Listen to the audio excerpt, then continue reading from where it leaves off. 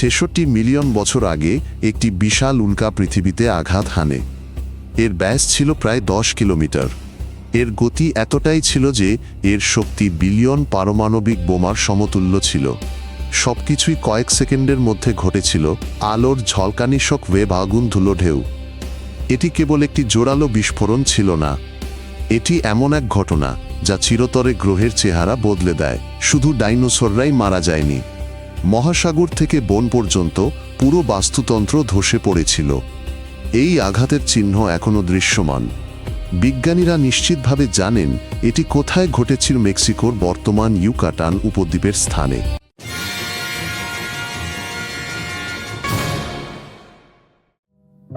আঘাতের আগে পৃথিবী ছিল অদ্ভুত উষ্ণ ও শান্ত।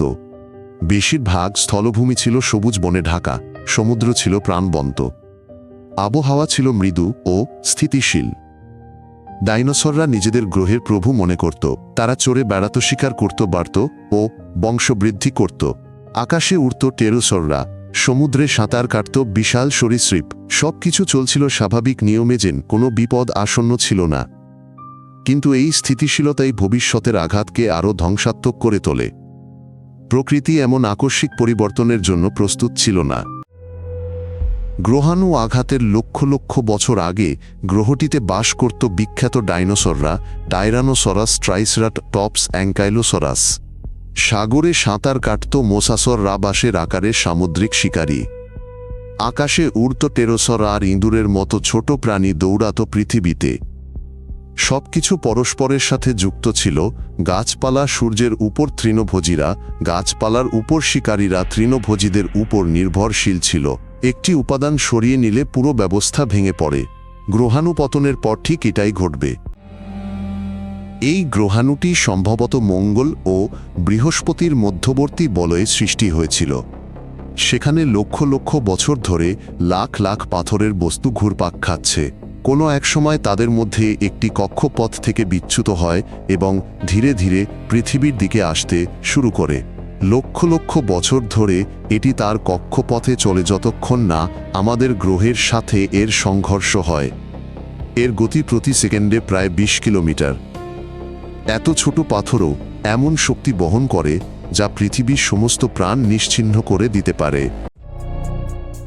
ভূগর্ভের শিলা বিশ্লেষণে দেখা যায় বস্তুটি এমন ধাতুতে পূর্ণ ছিল যা ভূত্বকে বিরল, কিন্তু উল্কাপিণ্ডে প্রচুর।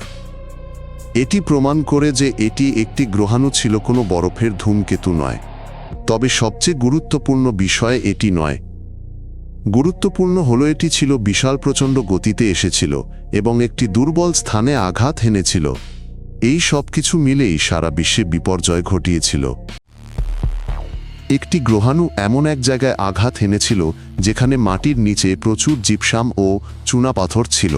বাষ্পীভূত হওয়ার সময় এই শিলাগুলো বায়ুমণ্ডলে সালফার নির্গত করে।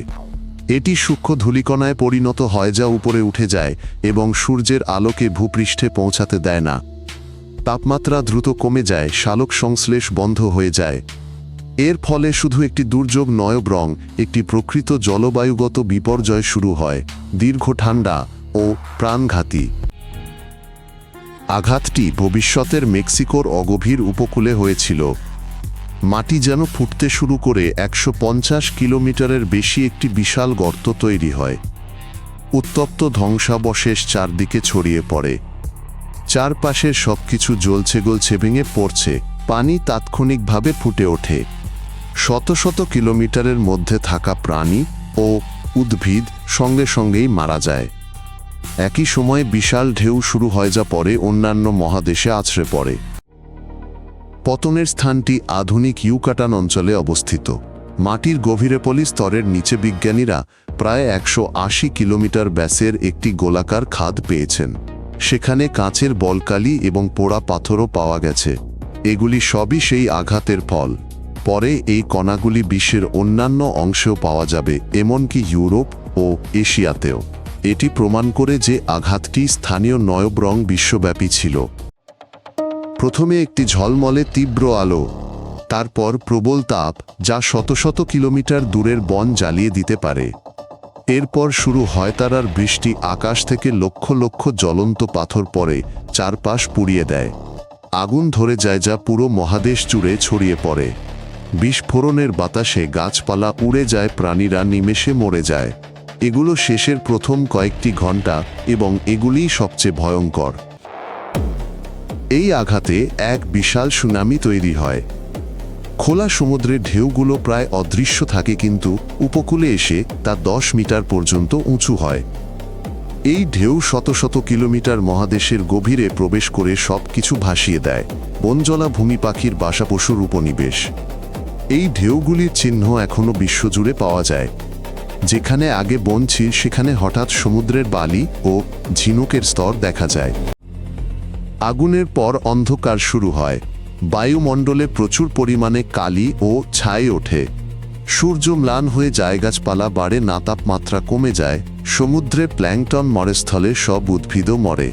প্রাণীদের খাবার থাকে না, খাদ্য শৃঙ্খল ভেঙে পড়ে। এই সময়টা একদিন বা এক সপ্তাহ নয়।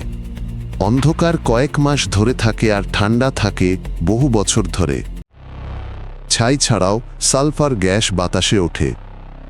সেগুলি অ্যাসিডে পরিণত হয়ে বৃষ্টি হয়ে ঝরে। হ্রদগুলি বিষাক্ত হয়ে পাতা পুড়ে যায়, নতুন চারা গজায় না। মাটি ঠান্ডা, অম্লীয় ও মৃত হয়ে যায়। এমনকি সবচেয়ে শক্তিশালী প্রজাতিও ভীষণ চাপ অনুভব করে। যা একসময় ফুল দিত এখন মরুভূমি হয়ে যায়। সব দ্রুত ঘটে মাত্র কয়েক সপ্তাহের মধ্যে। একই সময়ে পৃথিবীর অন্য প্রান্তে, ভারতে, আগ্নেয়গিরিগুলি অগ্ন্যুৎপাত ঘটাচ্ছে। এটি ডেকান ট্র্যাপস, পৃথিবীর ইতিহাসে অন্যতম বৃহত্তম আগ্নেয়গিরি অঞ্চল। এগুলি বায়ুমণ্ডলে আরও গ্যাস, ধূলি কণা ও বিষাক্ত পদার্থ নির্গত করে। বিজ্ঞানীরা মনে করেন আগ্নেয়গিরি বিলুপ্তির প্রধান কারণ ছিল না, তবে আঘাতের প্রভাব বাড়িয়েছিল। গ্রহাণু যা শেষ করতে পারেনি আগ্নেয়গিরির ধোঁয়া, তা করে দিতে পারত। শুধু ডাইনোসররাই বিলুপ্ত হচ্ছে না, অ্যামোনাইট বিলীন হচ্ছে। এরা শামুকের মতো সামুদ্রিক খোলস। বড় সামুদ্রিক সরীসৃপ, অনেক গাছপালা, প্রায় সব উড়ন্ত সরীসৃপ মারা যাচ্ছে। বিলুপ্তি মহাসাগর, বন, জলাভূমি, পর্বতকেও প্রভাবিত করছে। খুব কম প্রাণীই বেঁচে আছে। যারা লুকিয়ে থাকতে পারে, সব খেতে পারে, শীতকাল পার করতে পারে, আর বেশি শক্তির প্রয়োজন হয় না, তারাই টিকে থাকে। ডাইনোসররা ছিল বিশাল, লোভী ও দুর্বল। তাদের ডিম খোলা জায়গায় পড়ে থাকত। তাদের খাবার তাজা উদ্ভিদের উপর নির্ভরশীল ছিল। তারা ঠান্ডা থেকে নিজেদের লুকাতে পারত না। খাবার ফুরিয়ে গেলে তারা মারা গেল। কিন্তু পাখিরা, তাদের বংশধররা বেঁচে গিয়েছিল। তারা ছোট ছিল, উষ্ণ রক্তবিশিষ্ট ছিল। তারা বীজ, পোকামাকড় বা মৃতদেহ খেয়ে বাঁচতে পারত। আর সবচেয়ে বড় কথা, তারা দ্রুত বংশবৃদ্ধি করত। তাই পাখিরা টিকে রইল, কিন্তু ডাইনোসররা টিকল না। ছোট স্তন্যপায়ী প্রাণী, ইঁদুর ও ছুঁচোর মতো বেঁচেছিল। তারা যা পেত তাই ক্ষেত গর্তে থাকত, মাটির নিচে বিপর্যয় কাটিয়ে উঠতে পারত। সব শান্ত হলে তারাই ফাঁকা গ্রহে বসতি স্থাপন শুরু করে। লক্ষ লক্ষ বছর পেরিয়ে গেছে, আর এই জীবিত প্রাণীগুলো থেকেই তিমি, সিংহ, হাতি, বানর ও মানুষের জন্ম হয়েছে। বিপর্যয় জায়গা খালি করে দিল, আর পৃথিবীর ইতিহাসে এক নতুন অধ্যায় শুরু হলো। বিজ্ঞানীরা অনেক দিন ধরে বুঝতেই পারছিলেন না গ্রহাণুটি কোথায় পড়েছিল। মেক্সিকোতে গোলাকার একটি গর্ত আবিষ্কারের পর সব পাল্টে যায়। এটি মাটির নিচে ঢাকা ছিল। ভূপদার্থবিদরা এর আকার, বয়স ও রাসায়নিক উপাদান পরীক্ষা করেন। সব তথ্য মিলে গেল। এটিই চিকসুলুক ডাইনোসর, হত্যাকারী সেই আঘাতের গর্ত। এখন এটি মাটি ও সমুদ্রের নিচে অবস্থিত, কিন্তু এর আকৃতি সব প্রকাশ করে। পৃথিবীর সর্বত্র মাটির স্তরে বিজ্ঞানীরা ইরিডিয়াম নামের এক বিরল ধাতুর পাতলা স্তর খুঁজে পেয়েছেন। এটি ভূত্বকে প্রায় নেই, কিন্তু উল্কাপিণ্ডে পাওয়া যায়। সেখানেই পোড়া গাছের চিহ্ন ও ক্ষুদ্র কাঁচের গোলাকার কণা দেখা গেছে। এই স্তরটি মার্কিন যুক্তরাষ্ট্র, ইউরোপ ও এশিয়ায় একই রকম। এটি প্রায় একই সময় গঠিত হয়েছিল, যা এক বৈশ্বিক বিপর্যয়ের ইঙ্গিত দেয়। পৃথিবীর স্মৃতি আছে যা পাথরে সংরক্ষিত হয়েছে। এমন আঘাত আবার হতে পারে। বিজ্ঞানীরা ইতিমধ্যেই আকাশ পর্যবেক্ষণ করছেন, পৃথিবীর দিকে আসা গ্রহাণু খুঁজছেন। 2022 সালে নাসার একটি প্রোব গ্রহাণুর কক্ষপথ সামান্য পরিবর্তন করতে পেরেছিল। এর মানে হলো আমাদের প্রতিরোধের উপায় আছে। মূল বিষয় হলো বিপদ আগে থেকে দেখা। কারণ যদি আমরা খুব দেরিতে জানতে পারি তাহলে হয়তো কোনো সুযোগই থাকবে না। এটা বোঝা গুরুত্বপূর্ণ।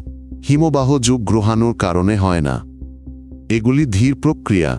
পৃথিবীর কক্ষপথের পরিবর্তন, গ্রিনহাউস গ্যাসের মাত্রা ও মহাদেশের অবস্থান এর সাথে জড়িত। হিমবাহ লক্ষ লক্ষ বছর ধরে আসে ও যায়।